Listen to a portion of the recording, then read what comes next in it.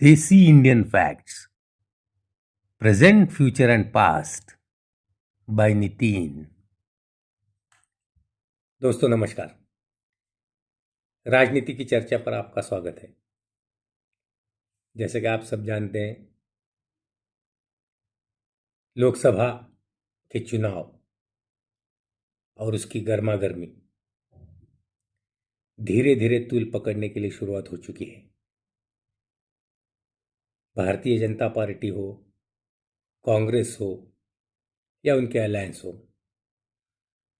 सब ने अपने अपने तरफ से जोर लगाने की शुरुआत कर दी है। सीट शेयरिंग के फॉर्मूलों पर बातचीत चल रही है। कहीं कहीं वो फॉर्मूले बनते नजर आ रहे हैं, कहीं कहीं अभी भी उन पर बातचीत जारी है और हर पार्टी को उम्मीद है कि जल्द से जल्द इन सब चीज़ों का एक अच्छी तरह से समाधान होके आगे की रणनीति को तैयार करने की तरफ हर एक अपने कदम को बढ़ाना चाहता है। पिछले 10 साल में मोदी जी के कार्यकाल में जो कुछ हुआ है, उन चीज़ों को आगे लेकर उसी के साथ प्रचार शुरू कर चुके हैं भाजपा वाले। वो उनकी सीट शेयरिंग पर भी जोर शोर से काम कर रहे हैं।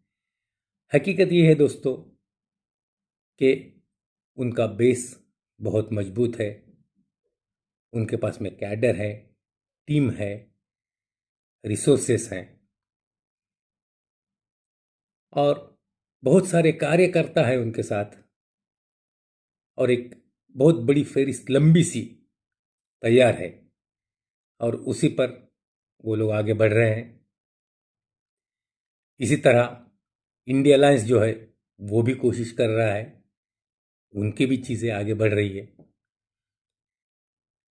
बात की जाए कुछ स्पेसिफिक राज्यों की, तो उत्तर प्रदेश है जहाँ से 80 सीटें आती हैं, गुजरात है जहाँ से 26 सीटें आती हैं, मध्य प्रदेश है जहाँ से 29 सीटें आती हैं। उत्तर प्रदेश पर जाहिर है सबसे बड़ी लोकसभा की 80 सीटें देने वाला राज्य है और हर पक्ष जो है वो उस पर ज़्यादा तवज्जो दे रहा है। योगी जी हैं वहाँ पर अखिलेश यादव हैं। जैसे कि आप जानते हैं, भाजपा के साथ में सुबह सपा का गठबंधन हो चुका है। आरएलडी जैन जी उनके साथ आ चुके हैं और मेरे ख्याल से सीट शेयरिंग भी लगभग तय हो ही चुका है।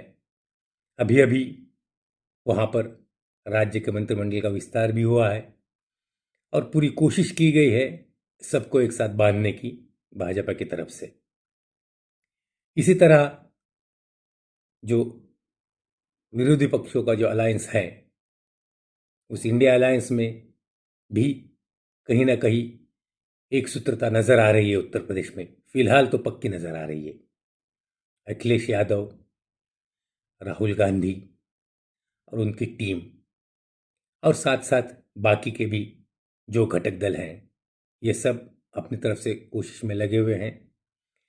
सीट शेयरिंग की भी जहाँ तक बात है, सुनने को तो आया है कि सीट शेयरिंग के मामला भी तय हो चुके हैं, या तो उम्मीद है जल्दी से जल्दी सुलझ भी जाएंगे और तय भी हो जाएंगे। जैसा कि फिलहाल तो दिख रहा है कि हर एक जो भी पक्ष हैं, जितने भी पार्टीज हैं, हर पार्टी अपने तरफ से पुरजोर कोशिश कर रही है और बहुत ही जल्द सबको अपने अपने तरफ से जोर शोर से और दमखम से आगे बढ़ने के लिए प्रचार की शुरुआत तो करनी होगी, जिसकी शुरुआत तो हो चुकी है, किसी न किसी अलग अलग रूप में हो चुकी है। जैसे कि राहुल गांधी जी की न्याय यात्रा वो चल रही है। पहले की यात्रा का इसको सेकंड वर्जन माना जाए तो ज़्यादा बेहतर होगा। मोदी जी ने तो तैयारी कर ही ली थी। अगर देखा जाए तो भाजपा हमेशा इस मोड में रहती है और लोक विकास के काम और उसके साथ साथ प्रचार, इन सब चीज़ों को एक बहुत अच्छी तरह से उन्होंने एक मिलाप बना के रखा हुआ है और जाहिर है इसका फायदा उनका होते हुए दिख भी रहा है।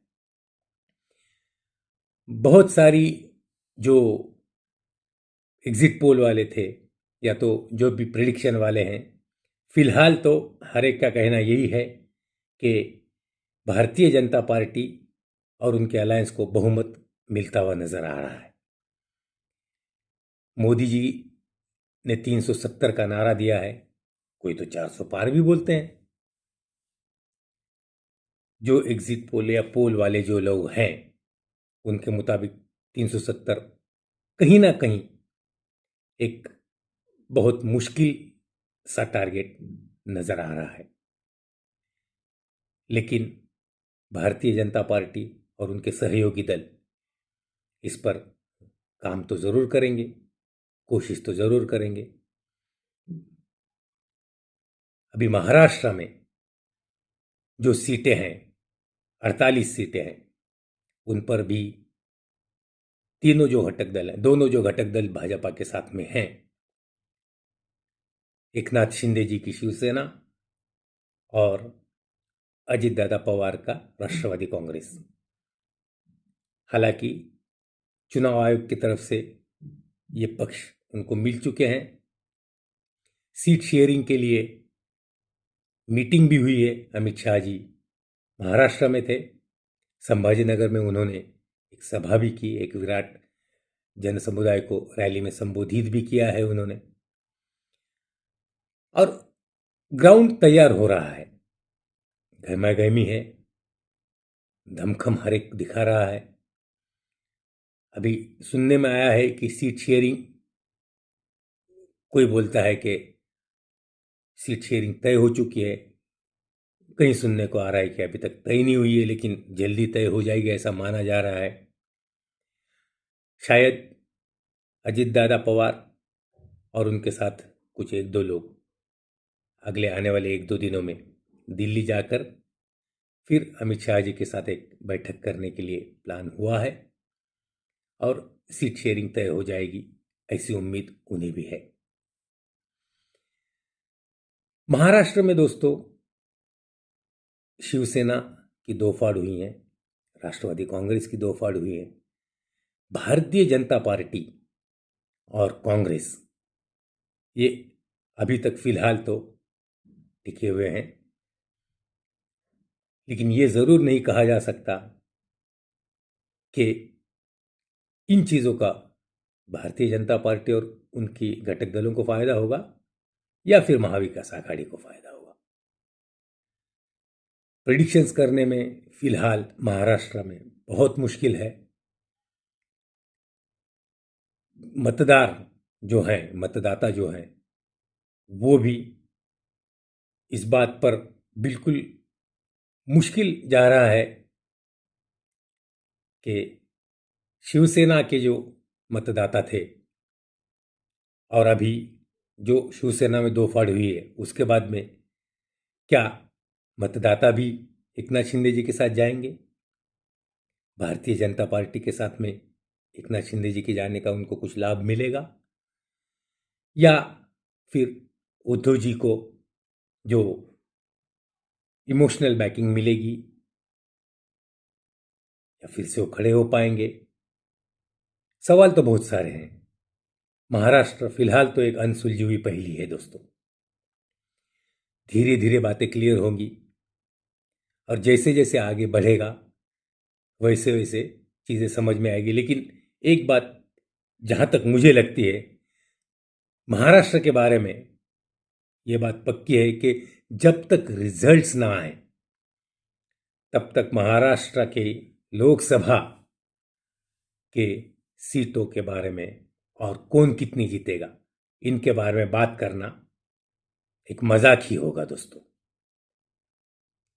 बिहार की अगर बात की जाए तो वहां पर भी 39 सीटें हैं।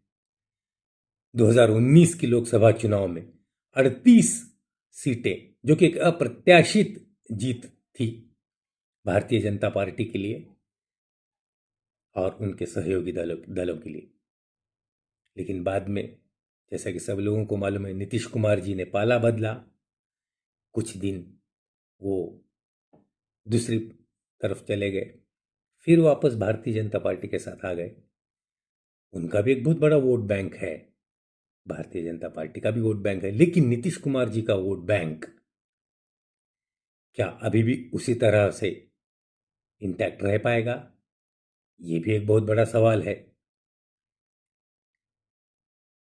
देखते हैं दोस्तों किस तरह से चीज़ें आगे बढ़ती हैं।